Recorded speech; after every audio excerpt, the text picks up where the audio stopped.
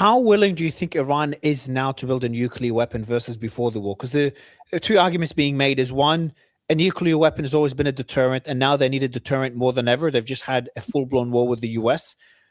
Versus the other argument is they really need the nuclear weapon a lot less now than before because they have, as Medvedev says, the nuclear weapon called the Strait of Hormuz. I think it's a really important question because that would be if Iran is more driven now and maybe even more radical and more adamant to get a nuclear weapon. I'm not saying they were adamant before, but now they become adamant to get a nuclear weapon. That could become I wouldn't say an obstacle, that would just kill the negotiations and any possibility for peace because that's completely off the question for the US and Israel. So do you think they're more or less likely? I think they're pragmatic, and I wouldn't be surprised if they agree to dismantle their enrichment beyond 5%. So I think that they would probably put the idea of the nuclear weapon or enrichment on the table for negotiating rather than taking it off unilaterally. So that's important. That they'll keep that on the table until they get what they want, because that's what the U.S. wants. So they're not just going to remove it for no reason. Secondly, I truly believe that the strategists in Iran, they do not need a nuclear weapon. They have caused, they have the power to cause more harm to the world just with the Strait than they do with any nuclear weapon. And the outcry and destruction that would occur from either Israel or the United States if they were to ever use one far outweighs the value of having a nuclear weapon. So why would you create it when you don't need it? No, now, don't get me wrong. There are zealots in every country that say, damn it, we need nuclear weapons so we can nuke people. No, it's a deterrent. Should never be. No one should. The global community should never be okay with that. It's never exceptions. Right. And I think North Korea is the main sticking point that should be discussed instead of Iran, to be honest. But that's a whole different discussion. Yes. Just now came out on the Wall Street Journal said more than 15 U.S. warships are in place to support the blockade on Iran. Citing Wall Street Journal citing a senior U.S. official. Is that enough for the blockade? You said it's not hard to implement. Is that enough? That's way more than enough. You don't need that many. I mean, there's a few that are inside the Strait already, and then you have all the other ones that are obviously outside as they maintain their distance. And so, heck, it doesn't take much to close the Strait. It takes a lot to open it. That's a very good point. I want to. So, who has the upper hand? On the Iranian side, they've got the global economy in a chokehold, and on the American side, they've got the entire Iranian leadership and the Iran as a country. They've got the entire country that could destroy. I'm using the word very loosely because they can't destroy a country that big and 93 million people. That could cause significant damage. If they were able to cause $800 billion to $1 trillion of damage in a month, they could cause significantly more after this month. So putting these together, they both have a lot of leverage over one another. Who has more leverage? So the United States has the strongest military in the world. They have the largest economy in the world at this point. You would think the United States would always have the upper hand. The reality is the tools of the military, the tools of the economy, the tools of diplomacy are only as good as the people that are leading and using those tools. So our dilemma is right now, I don't believe that we have the upper hand because we're not using all the various tools that are available to us in terms of economic, military, and diplomacy. That's the shortfall. The Iranians have a much smaller hand, but they have a powerful hand, which is called that they can close the Strait anytime they choose. And therefore, that's what negotiation is all about.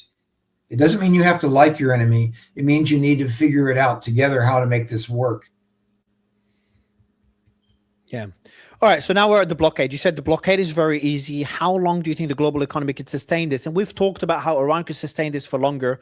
My then question is, what is, I always try to kind of look at the things from a different perspective all the time, but I'm struggling in this one. So maybe you can help me. What is the other way of looking at this? Where is the American strategy to this? Doing a blockade, choking off Iran. Iran can import through other routes. Iran has the floating oil. So what else? What other damage could this cause? what are the justifications are there for the US to choose this strategy? And number two is, what else could the US do if this doesn't work? If, let's say, a week later Iran doesn't blink, then what other cards is there? Limited strikes, which Trump apparently, there's a report that Trump is already considering limited strikes, according to a report yesterday. So the military options are not going to get the Iranians to any more negotiating capability. That the U.S. has already done huge damage to them. Exactly. And so I think this is all about, let's finally, speaking as an American, let's start using our diplomatic power and our economic power to be able to find a solution that the Iranians can live with and that we can live with. That's the challenge. Remember, the best negotiated deals are where neither side is necessarily very happy, but neither side is necessarily equally unhappy. And so that's what we have to find. And so it's time for the United States to step up to the plate diplomatically and economically and use that arm of national power rather than purely military. And I'm not sure if this administration has the competencies in the right leaders to pull this off. So you've said many times the goal is very easy to close the Strait of Hormuz, very difficult to open it. Trump needs it open. So that's why the blockade is very sounds counterintuitive. To open the Strait of Hormuz, which I think will be back on the table soon as a discussion, Iran could mine it, and there's been reports that they've dropped a few mines. You've seen those reports, and now they're lost somewhere in the Straits, in the Arabian Sea, and the Persian Gulf. Sorry. So we've got these mines that are potentially floating around. The US trying to remove them. Iran may not even know where they are. They could put more mines there. And number two, Trump made a post not long ago. He said Iran's navy is laying at the bottom of the sea, blah, blah, blah. But Iran has a lot of ships that he called them fast attack ships that have not been targeted because they were not considered a threat. And he compared them to the ships or kind of boats that were used by the Mexican cartels, drug cartels, the drug dealers. So what are these ships? What is he referring to? Now, I had a guest tell me earlier that Iran likely has thousands of them. So could those be destroyed? Because Trump's concern is that these ships will be used as a way to, if any of these ships come anywhere close to our blockade. So what Trump it's what he's implying is that he's worried Iran could target the American ships that are, that are blockading the Strait of Hormuz, which we agreed may not be necessary because Iran could sit this one out. But yes. Would love to know more from a military perspective. How big of a nuisance are these ships? Okay, so they could be a substantial nuisance because remember that while our Navy is extremely capable, the reality is almost any Navy ship can be, in the same way that that battleships could be destroyed by aircraft during World War II. That was a new weapon. The reality is every one of those destroyers could be overcome by swarms of drones and missiles. Notice swarms. Now, because of all that, and by the way, it's not just the idea of missiles. It could be by these fast attack boats. If you were to have 50 of them come in simultaneously from all directions, that's going to, and combined with drones and missiles, you could probably take out one or more of these Navy ships. Remember that there are 4 kinds of mines that the Iranians already have. The first one is seabed mines, which sit on the bottom, and either by various kinds of signal and overpressure, they can be activated. So they sit on the bottom. The second is moored mines, like the old-fashioned ones that they're tethered to a chain and they float. The third one are drifting mines, which are the most dangerous because you put it in there and they just literally float around. They're a war crime as well, aren't they? The floating ones, because they just float anywhere. As long as they're not tracked, I think if they're floating around, not being able to track, then that'd be a war crime. Correct. Then the fourth one is a very sophisticated, newer generation mine, which actually are mines that sit in the sea bottom. Then they rise up and they will fire a missile at a ship. And that's a rocket propelled mine. So those are the 4 basic kinds of mines the Iranians have. The US, when we were going through to clear that originally, that was the first plan. Then obviously we're going to be using Blackhawks that are specially configured for searching for mines. We're going to have drones both in the air, on the water, and undersea. And then we're also going to have the ships having towed arrays to be able to detect the mines and then, of course, to neutralize them.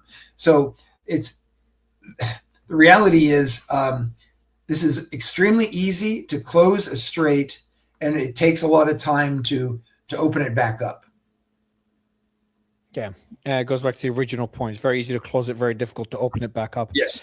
So that was because Trump is not referring, he's referring to the attack ships, but he wasn't referring to the sea drones, which is something that you've mentioned, a swarm of sea drones that we haven't really seen used in this war. But why would Trump be concerned about Iran targeting the ships? Is there a possibility that maybe Iran cannot sustain this as much as we think? There's something maybe the U.S. intelligence know that we don't know. Don't know what that would be, though. Okay, so despite what the president says, even the United States has limitations to our military power. And so do the Iranians. All the nations, we only have so much of all of our stuff. And so right now, the question is, does Iran have sufficient capability to attack or even to sink a U.S. destroyer? My opinion is probably yes, because it's not about the individual weapon systems. It's about the way that they're employed using Russian intelligence. So I'm not sure if that quite answered the question. But it does. So it does. So essentially, the capability is there, and there's always a possibility of them using it. We don't think there is an incentive for them to use it, but maybe there is one we're not aware of. But I just don't see what it is. I'm trying to see what it could be, but I can't spot it. So by the way, I completely agree with you. Because if they were to sink a destroyer, the outcry even from the average American would be outrage.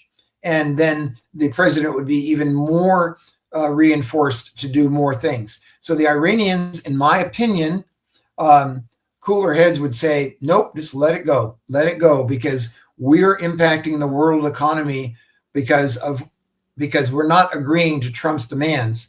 Let's go back to the negotiating table and figure this out.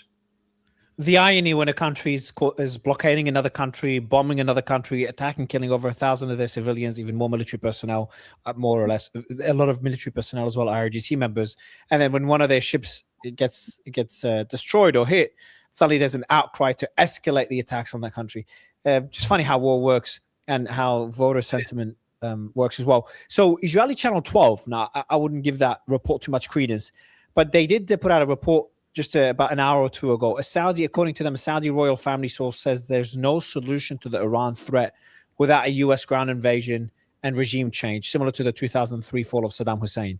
So according to Channel 12, which again, I don't believe that's the case, is there any scenario where Saudi would like to see a ground invasion and a regime change? Because that could wreak havoc on the Gulf. I just find that report to be part of similar reports we've seen out of Israel, where the intention seems to sabotage the ceasefire discussions because that works in their interest, and maybe even drag the Gulf into it, which may also work in their interests. I regard that report, which I have not seen, similar to some of the comments that Senator Lindsey Graham has said about putting boots on the ground somewhere on Iranian soil. This is not helpful, and it is something, it's a fringe element saying things, whether it's Saudi or Israeli, it's irrelevant, because to be able to get the amount of forces into the Middle East we would have to get, it would take us a year to do it, maybe more than a year. All you have to do is look historically, plus understanding logistics. It takes a long time to get that many people. We're probably talking 250,000 military, and to do it alone, it's not happening. And by the way, every single day, because there is no additional funds being provided to the Department of Defense for this war. Remember, there is no money. So all this money is being taken out of the budget of the Defense Department that is normally used for training and readiness. So every day that this goes on, the readiness of the U.S. military continues to degrade and to drop because there's no more money coming in. The president has said he wants to triple the budget. Yeah, blah, blah, blah. It's Congress that does the appropriation. And so this is not a good situation. We are spending money on this war. The Defense Department is spending money on this war they do not have to conduct war. Does that war upset you, General? Does this war upset you? Does the war upset you that we are even here? Oh, it does upset me, because I go back to what were the original objectives. and it was regime change. It was to diminish their ability to attack us. It's because there was an imminent attack against the United States. It was to deal with the nuclear issue, which we allegedly done 8 months ago. It really does bother me when American lives of our young men and women are being placed in harm's way for reasons that are not clear as part of our national security policy. In this particular case, I think that the reasons seem to be changing frequently in the first few weeks of the war. And so they're not clear to me. And I don't want to ever be faced with telling some parent or wife or husband or mom or dad that your son or daughter died for reasons that I don't know. Yeah, and that's when it comes to American lives, but there's also Iranian lives, Lebanese lives, Israeli lives, and Gulf lives into this as well in the thousands. Is it really all worth it for such an objective? I completely agree with you, and I do apologize to your listeners. While I was addressing as a military person, and my son was in the military, my father, my grandfather as well. Yes, I have a special place in my heart, but I want to make sure everyone understands. My heart goes out to everyone who has lost a loved one on all sides, to include those that are wounded. This is not right, and it bothers me immensely. So while I did comment about U.S. lives, it's all the lives.